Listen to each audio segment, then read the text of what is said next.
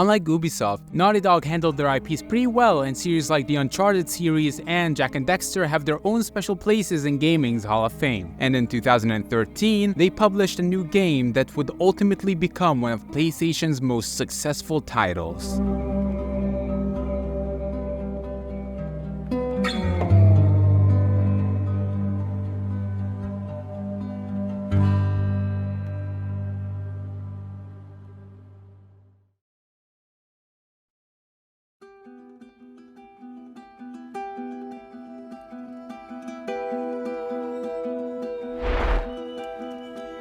I wasn't able to play the original The Last of Us, but I have seen some videos about it, and I was shocked on how good they improved the game's visuals. The Remastered was handled very seriously. The world looks amazing. It sells this post-apocalyptic vibe very well and shows how Mother Nature took over areas civilization left. It's an amazing looking game, and with the addition of ray tracing, The Last of Us Part 1 rivals the biggest modern names in terms of graphics. Of course, not forgetting the fluid, heavy, and realistic animations, which make you feel like you're playing a movie.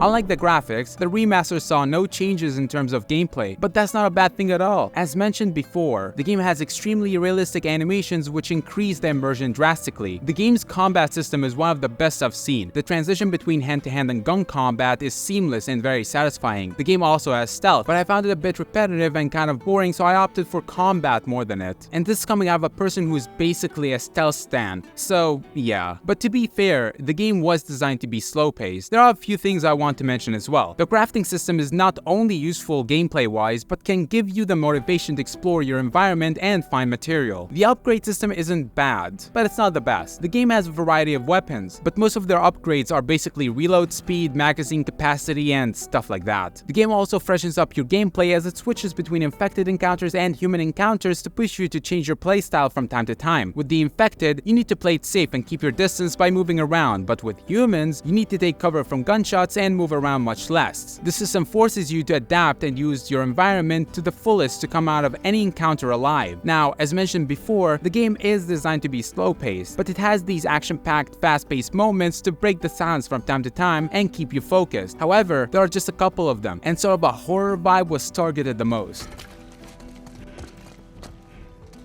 I hate these things.